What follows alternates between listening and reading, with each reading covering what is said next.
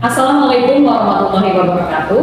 Bertemu lagi dengan saya Murni Dwi Astuti, calon guru penggerak angkatan 8 dari SMA Negeri 1 Wonosari, Kabupaten Gunung Kidul, Daerah Istimewa Yogyakarta. Saat ini saya tidak sendiri, saya ditemani oleh Ibu Zahra Fauzia, pengampu mata pelajaran sosiologi kelas 10 di SMA Negeri 1 Wonosari.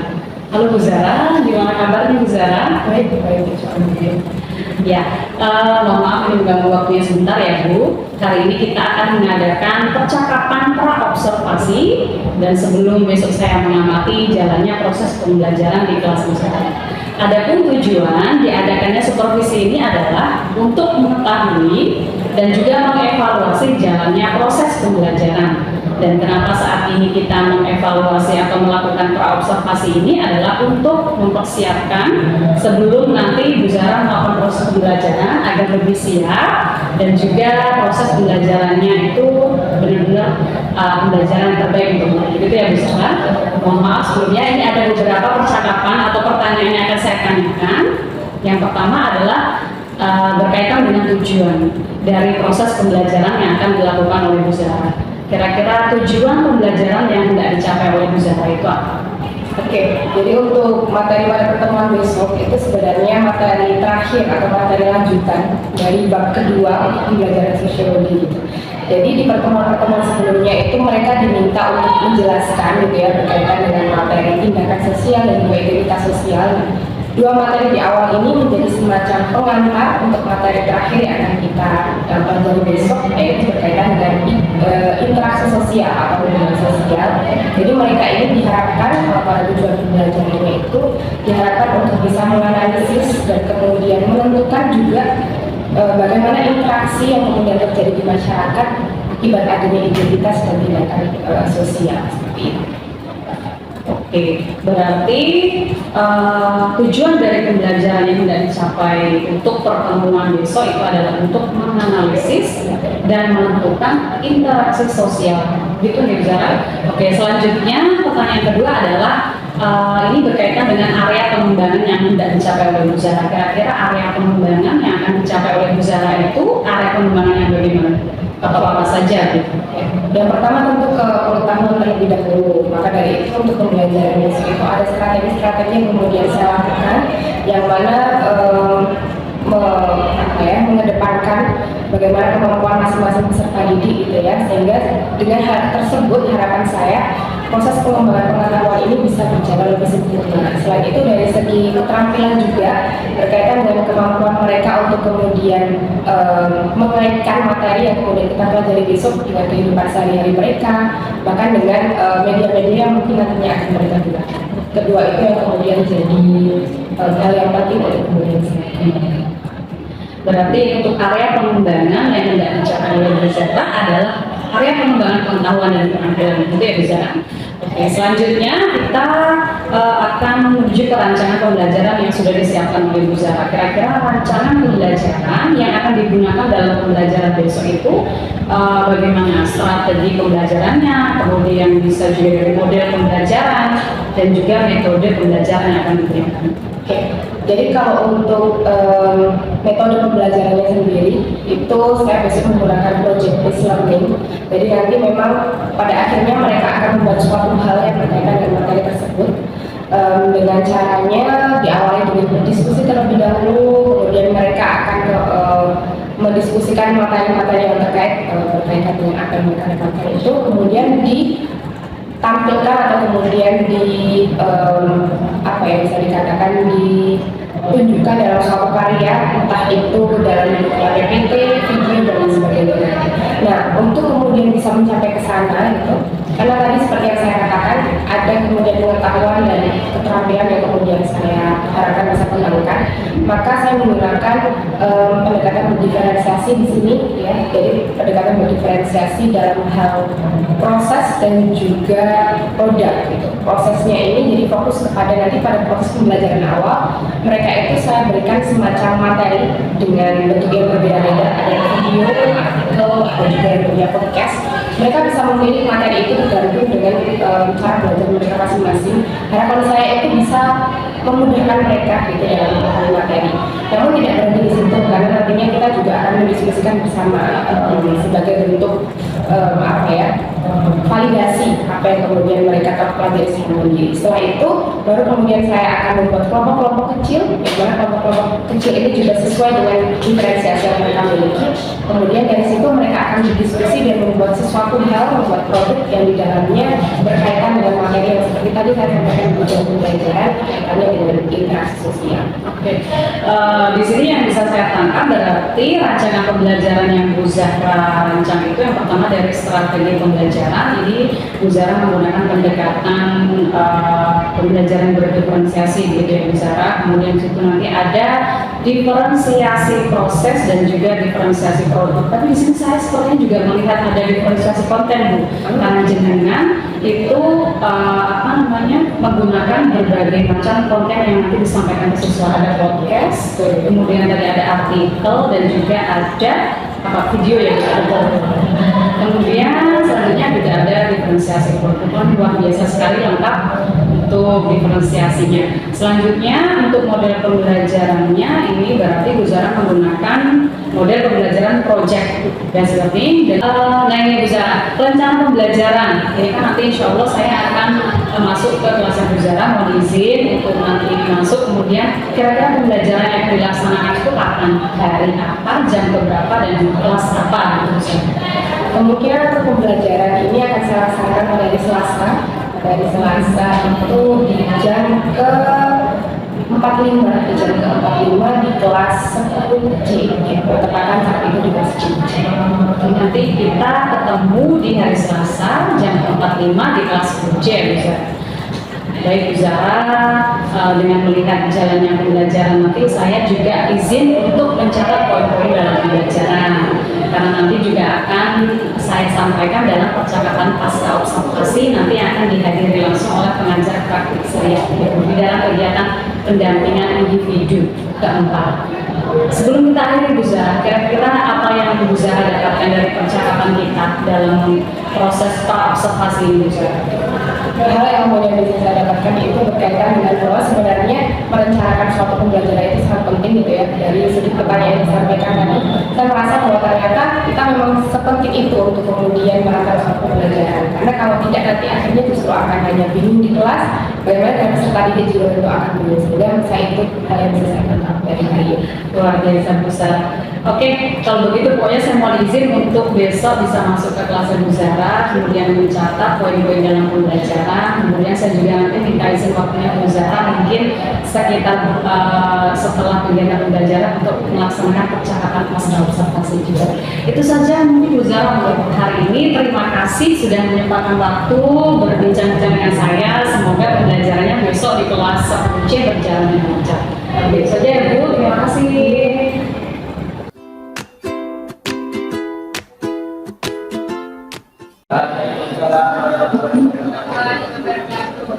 Masih semangat? Oke, ya.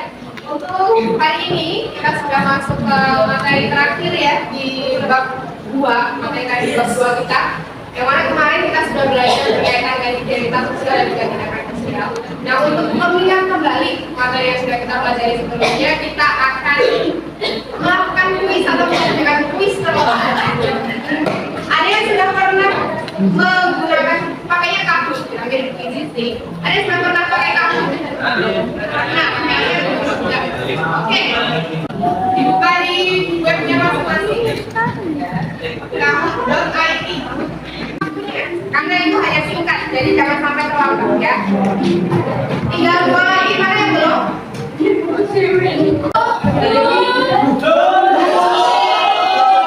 Bener ya, tidak masuk akal apa ini?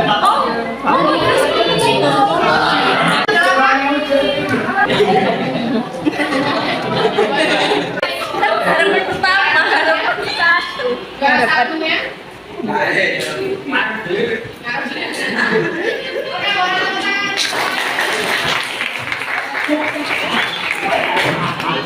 Itu pas seragam berjalan sosial ada lagi ya. Oke. Untuk soalnya cukup mudah ya.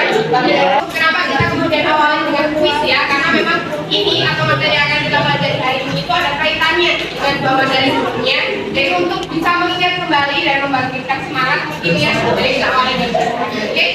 Kita coba cek materi kita hari ini. Peserta didik atau kalian itu diminta untuk mampu menganalisis dan kemudian menentukan interaksi sosial hingga mampu mengaitkan hubungan antara komunitas, tindakan sosial terhadap proses hubungan sosial atau hubungan sosial itu kata lainnya interaksi sosial tadi melalui berbagai karya. Jadi praktiknya di sini nanti adalah kalian nanti dalam suatu kelompok-kelompok yang nanti akan kita buat, kalian akan membuat suatu karya. Ya seperti itu. Pada akhirnya akan seperti itu. Kalian masuk kemana? Beberapa link yang saya sematkan di sana. Tujuannya apa? Supaya nggak kosong ya selama nanti kita berdiskusi materi, ada gambaran terlebih dahulu berkaitan dengan materi-materi tersebut. Nah, kenapa kemudian saya berikan linknya berbeda-beda tadi? Karena seperti yang tadi saya sampaikan, bisa jadi dari kalian itu ada yang lebih mudah memahami materinya itu dari buku, tapi ada yang lebih mudah dengan membaca artikel dan lain sebagainya. Tapi misalnya pun nanti selama belajar mandiri kurang lebih 10 menit nanti itu kalian merasa belum bisa ada yang saya pahami, itu mungkin tidak masalah. Karena dari beberapa dari kalian itu memang mungkin ada yang tipe belajarnya itu perlu dijelaskan oleh orang lain. Ada yang seperti itu.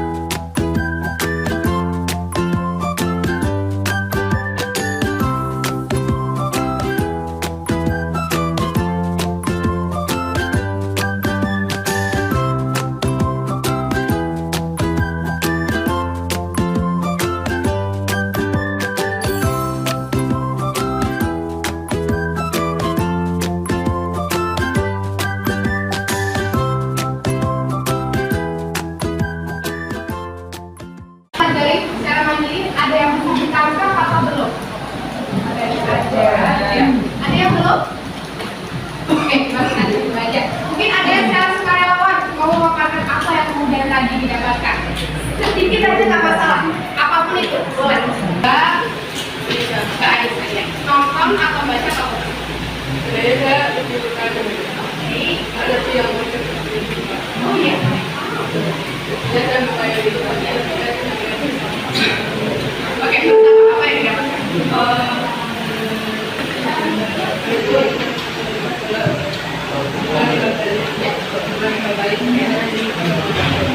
Pertama, yang kedua tadi Mbak Arisa juga menyampaikan tadi itu ada beberapa hal yang dimaksud adalah faktor pendorong yang berbeda. Faktor pendorong interaksi sosial, ada imitasi tadi meniru sebagian, identifikasi yang menurut meniru keseluruhan gitu ya. Dan itu yang kemudian tadi sudah dipelajari oleh Mbak Anissa. Yang teman-teman lain atau teman-teman yang lainnya, apakah tadi juga mempelajari hal yang sama? Oke. Ada yang mau menambahkan di bagian lain mungkin atau melengkapi apa yang disampaikan oleh Mbak Anissa? Boleh. Tadi yang faktor pendorongnya harus dua tadi ya, atau mungkin ada tambahan di bagian yang lain? Ya, faktor simpati atau empati? Simpati. Apa itu? Tadi melibatkan perasaan. Ada lagi atau seperti itu? Udah ya. Oke, terima kasih. Ada tambahan satu lagi nih, faktor simpati. Ada lagi dari teman-teman yang lain? Ya, mempengaruhi orang lain.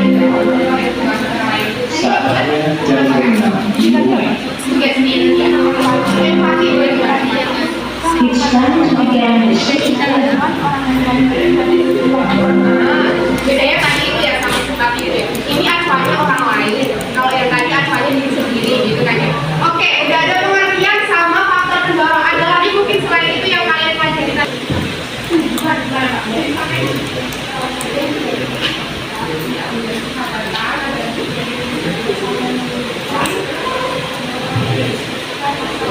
Thank you.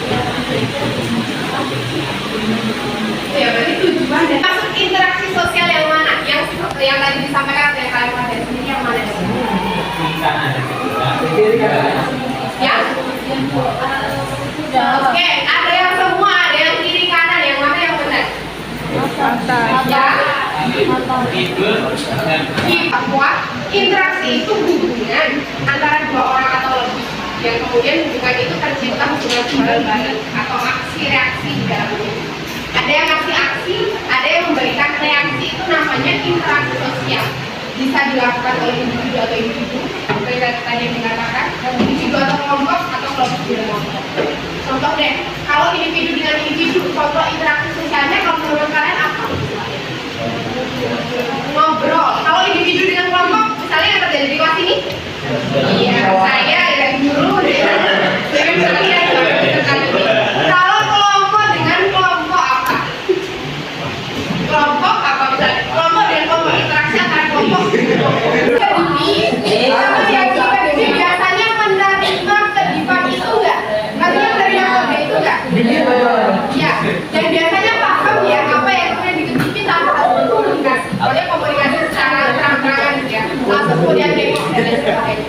Kira-kira menurut kalian itu interaksi sosial atau bukan? Kenapa bisa dikatakan interaksi sosial? Ada aksi reaksi. Betul, ada reaksi dan aksi. Meskipun nggak ada sentuhan kayak di sana kan, jadi orang memberi gambarnya. Jadi mana yang termasuk interaksi sosial? Semuanya. Oke, yang atas orang berkomunikasi jelas ya ada interaksi di sana. Sampingnya orang salaman juga jelas ada interaksi di sana. Bawahnya jelas ini orang telepon-teleponan juga ada interaksi. Ini ada interaksi nggak sih pas kalian sekolah berbagai semuanya bisa termasuk kan ya, bisa termasuk ke dalam interaksi sosial. Dari kelima hal ini atau kelima faktor pendorong interaksi sosial ini, yang mana yang belum kalian pahami atau yang masih susah dipahami yang mana atau susah dibedakan yang mana?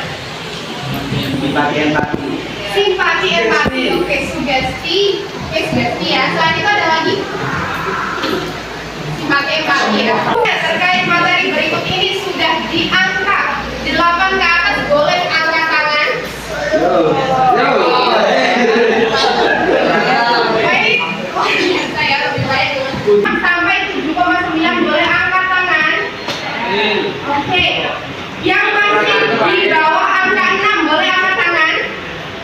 Oke, sudah nggak ada, berarti ke 6 sampai 7,9. Yang masih kurang dipahami atau masih bingungnya di mana?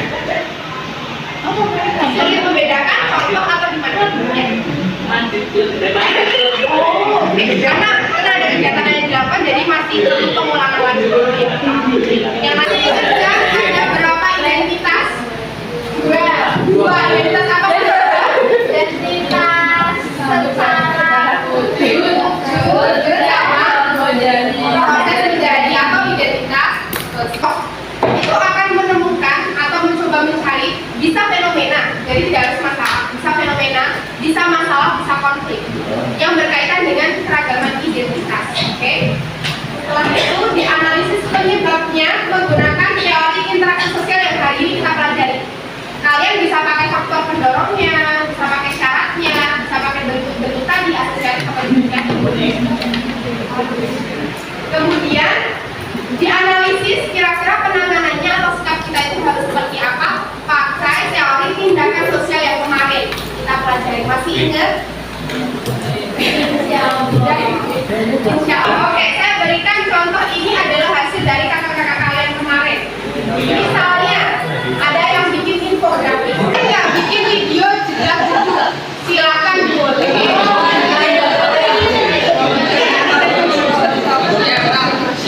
Lalu bagaimana pembagian kelompoknya? Seperti tadi yang saya katakan di awal. Kalian masih ingat kalian tergabung dalam kelompok apa? Oke, ada yang masih ingat, ada yang enggak. Nah, bahkan ada beberapa yang mengatakan bahwa tadi dirinya itu merasa tiga-tiganya bisa, maka orang itu bisa fleksibel. Untuk kelompok yang sekarang, saya serahkan kepada kalian. Jadi, bukan saya yang bentuk kelompoknya, karena yang pernah terjadi pada yang kemarin itu, makanya saya serahkan kepada kalian. Lebih mudah jika kalian nanti adalah di grup kelas kalian bikin polling audio, kinestetik, visual, jadi kalian harus bisa tahu. Ya, jadi jangan lupa kalian bikin grupnya itu setelah presentasi sebelum ulangan harian atau assessment semuanya juga. Oke, terima kasih untuk hari ini. Semoga ada banyak hal menarik yang bisa kalian dapatkan ya. Kalau ada hal-hal yang kurang nyaman selama proses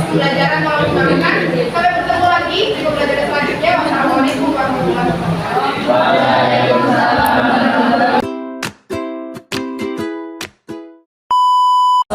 warahmatullahi wabarakatuh. Bertemu lagi dengan saya Putri Dwi Astuti, calon guru penggerak angkatan 8 dari SMA Negeri 1 Wonosari, Kabupaten Gunung Kidul, Daerah Istimewa Yogyakarta. Saat ini saya dibersamai oleh Ibu Zahra Fauzia, guru sosiologi di SMA Negeri 1 Wonosari. Beliau mengampu kelas 10. Kemudian saat ini juga saya dibersamai oleh pengajar praktik Ibu Anur Pasti. Bagaimana kabar Ibu Zahra? Alhamdulillah. Baik, Ibu, bagaimana kabarnya? Alhamdulillah. Bu Zahra, hari ini kita akan melaksanakan percakapan pasca observasi, di mana kita ketahui bahwasanya sebelum kegiatan ini saya dan Bu Zahra sudah melaksanakan kegiatan pra observasi dan juga pelaksanaan pembelajaran, di mana saya juga mengamati dan juga melihat bagaimana jalannya proses pembelajaran yang sudah Bu Zahra lakukan di kelas 1C. Ya. Bu Zahra, bagaimana perasaan Bu Zahra setelah melaksanakan pembelajaran di kelas 10C? Oke, kalau untuk perasaan cukup menyenangkan karena kebetulan saat itu ada juga beberapa kegiatan yang dilakukan siswa gitu ya. Apalagi diawali dengan bermain kuis, itu kan cukup membuat siswa hidup gitu ya di kelas. Begitupun juga saya sebagai guru merasa dengan siswa hidup itu saya juga merasa cukup senang gitu akhirnya di dalam proses pembelajaran. Oke. Bu Zahra bisa tidak menceritakan kembali tujuan pembelajaran dan juga area pengembangan yang sudah Bu Zahra rencanakan dan juga yang sudah Bu Zahra lakukan ketika mengajar kelas 10C? Kalau untuk tujuan pembelajaran, karena kemarin itu materi terakhir di bab 2 saya gitu, jadi memang siswa itu diharapkan untuk bisa menganalisis dan juga menentukan berkaitan dengan materi interaksi sosial, yang mana hal ini itu dipengaruhi oleh 2 materi sebelumnya, yaitu identitas dan tindakan sosial seperti itu. Dan diharapkan peserta didik itu mampu kemudian mengembangkan keterampilannya berkaitan dengan kemampuan untuk kemudian melaksanakan si interaksi sosial tersebut di lingkungan masyarakat masing-masing. Oke. Nah, Bu Zahra, Bu Zahra sudah merasa bahwasanya tujuan pembelajaran dan area pengembangan yang sudah direncanakan kemarin itu sudah benar-benar terlaksana dan juga diterima siswa dengan baik tidak? Kalau untuk 100% saya merasa masih belum, karena dari seluruh peserta didik gitu ya, ketika saya melakukan refleksi pembelajaran di akhir pembelajaran seperti itu masih ada beberapa siswa yang mengatakan atau kemudian mengidentifikasi bahwa dirinya itu masih belum 100% gitu dalam melaksanakan tujuan tersebut atau mengawali tujuan tersebut.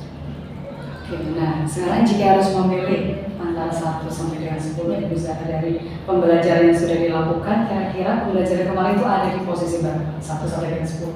Untuk kelas 10C kemarin saya sudah bisa cukup bangga karena bisa di angka 9 gitu ya, dibandingkan kelas yang lain.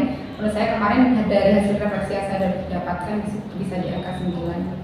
Oke. Kemudian masih ada tidak Bu Zahra yang perlu ditingkatkan dari pembelajaran yang sudah dilaksanakan kemarin? Oke. Yang pertama menurut saya adalah dari segi saya sendiri itu kemampuan untuk kemudian menguasai kelas gitu ya. Karena di beberapa sesi gitu ya, di proses pembelajaran saya masih cukup kewalahan untuk kemudian mengelola kelas dan siswa, sehingga itu juga mungkin yang berpengaruh terhadap kemampuan siswa dalam memahami apa yang kemudian kita lakukan di kelas seperti itu. Terus kemudian berkaitan dengan kemandirian siswa, ketika saya meminta mereka untuk kemudian melaksanakan suatu proses pembelajaran itu masih ada beberapa siswa yang mungkin karena kondisinya atau sedang tidak mood atau seperti apa, itu ada siswa yang kemudian perlu untuk kemudian diajaknya itu lebih lagi dibandingkan yang lain. Yang saya tangkap ini yang perlu ditingkatkan adalah yang pertama bagaimana cara Bu Zahra untuk mengelola kelas sehingga nanti menghadirkan kemampuan siswa yang lebih, dan yang kedua adalah kemandirian siswa dalam pembelajaran. Nah, kira-kira nih Bu Zahra, dari hal yang perlu ditingkatkan ini ada tidak strategi yang akan Bu Zahra lakukan untuk meningkatkan atau memperbaiki hal-hal yang perlu ditingkatkan? Oke, kalau untuk tadi dalam pengelolaan kelas itu kemudian yang saya lakukan adalah dengan saya mencoba untuk dalam proses belajar atau mengajar itu saya berjalan ke beberapa area gitu. Jadi dengan itu mungkin saya bisa meraih siswa itu lebih gitu dibandingkan saya hanya berada di depan dalam proses pengelolaan kelas tadi. Kemudian kalau untuk kemandirian biasanya saya kemudian mengajak atau semacam menunjuk ya, atau mengajak ngobrol atau diskusi siswa tersebut, sehingga dengan itu mungkin ada rasa seperti diajak dalam proses pembelajaran, sehingga ketika proses pembelajaran selanjutnya dia sudah mulai bisa untuk kemudian mengembangkan kemampuannya. Tadi saya kira itu adalah teknik dalam kelas berjalan ke berbagai area, kemudian juga mengajak berdiskusi.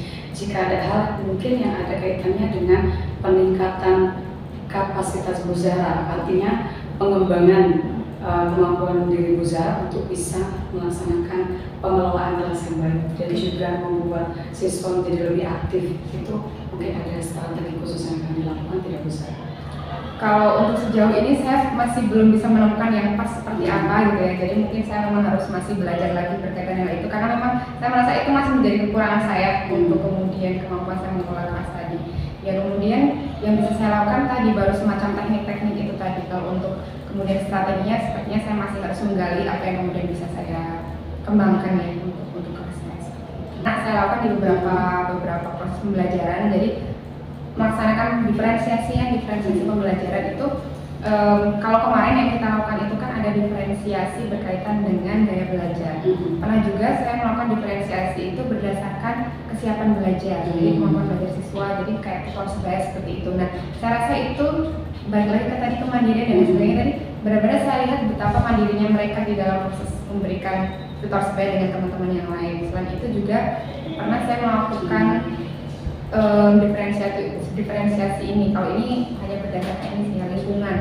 Nah, itu juga cukup membantu siswa ya, atau cukup membantu saya dalam mengelola kelas, karena mereka menjadi lebih mandiri jika di dalam proses diferensiasi seperti itu. Jadi memudahkan saya dalam mengelola kelas dibandingkan yang memang hanya senternya itu hanya saya seperti itu. Nah, kira-kira Bu Zahra untuk kedepannya ini kapan Bu Zahra ingin mencoba untuk menggunakan berbagai model tadi? Bu Zahra sudah pernah melakukan, tapi di kelas seperti ini mungkin belum pernah dilakukan. Mau mulai kapan mencoba untuk mungkin menggunakan pembelajaran yang berdasarkan dengan gaya belajar atau juga kesiapan belajar siswa tadi supaya membuat kelas itu menjadi lebih aktif ya? Kalau untuk di kelas 10C ini kebetulan di beberapa minggu ke depan ini ada yang tadi berdasarkan kesiapan belajar tadi, jadi saya sudah mengelompokkan siswa berdasarkan yang mana yang ada di posisi yang bisa dikatakan atas, menengah, bawah gitu ya, seperti itu. Terus kemudian yang besok masuk ke semester 2 ini kemudian akan saya pikirkan untuk kemudian lebih banyak dari sisi yang ini, pembelajaran berdiferensiasi dari sisi kesiapan belajar sama gaya belajar sih, karena setelah saya melakukan evaluasi itu lebih bisa dikatakan efektif itu dibandingkan yang lainnya seperti konten dan lain sebagainya. Karena kalau yang dari konten dan lain sebagainya itu akhirnya banyak yang merasa itu seringkali mereka tidak cocok, entah karena mereka bosan di belajar lain seperti itu atau seperti apa, mereka merasa kok seperti ini lagi gitu. Jadi dua itu yang kemudian saya rasa lebih efektif buat mereka. Ya. Mungkin tujuan Bu Zahra, menurut saya juga pembelajaran Bu Zahra dari tujuan pembelajaran, kemudian area pengembangan, dan yang terakhir adalah strategi yang dilakukan, itu sudah sangat matang sekali. Kemarin pembelajarannya juga bagus sekali, membuat siswa menjadi aktif. Kalau Bu Zahra merasa pengelolaan kelasnya belum, menurut saya itu hanya perasaan Bu Zahra saja. Pak Lilo itu sudah sangat bagus sekali, karena siswa juga sudah aktif sekali dalam pembelajaran, kemudian juga sudah dilakukan pembelajaran berdiferensiasi. Mungkin kalau untuk kedepannya, yang tadi sesuai dengan apa yang disampaikan oleh Bu Zahra ingin mungkin lebih ke memvariasi kayak belajar dan kesiapan belajar untuk kelas 10C yang mungkin belum juga itu saja. Ya, kemudian Bu Zahra, dari apa yang sudah kita bicarakan hari ini, kira-kira ada yang bisa disimpulkan tidak Bu Zahra? Oke, yang kemudian saya ambil gitu ya, bahkan mungkin dari proses-proses kemarin ya dari awal itu adalah bahwasannya ketika kita mengajar itu memang terkadang ketika kita hanya mengamati diri kita sendiri itu kita sudah merasa puas gitu ya, tidak ada hal yang kemudian kurang, bahkan kita sudah berada di zona nyaman kita gitu ya. Tapi ketika kemudian kita diperhatikan atau mungkin dinilai atau mungkin tadi oleh orang lain seperti itu, saya baru merasa berarti saya di sini ada yang kurang di bagian ini, di bagian itu, sehingga ada masukan yang bisa membuat proses pembelajaran saya menjadi lebih meningkat. Yes, Bu Zahra. Saya juga banyak belajar dari Bu Zahra. Bu Zahra ini guru muda, tapi kemampuannya dalam mengelola kelas, kemudian dalam memahami pembelajaran berdiferensiasi juga sudah sangat hebat. Salah satu yang luar biasa juga di Islam Indonesia itu favorit. Ya, mungkin itu saja. Terima kasih Bu Zara untuk kesempatannya. Bu Zara bisa kembali melaksanakan aktivitas. Mohon maaf mengganggu waktunya. Sampai jumpa lagi di kesempatan selanjutnya. Terima kasih. Assalamualaikum warahmatullahi wabarakatuh.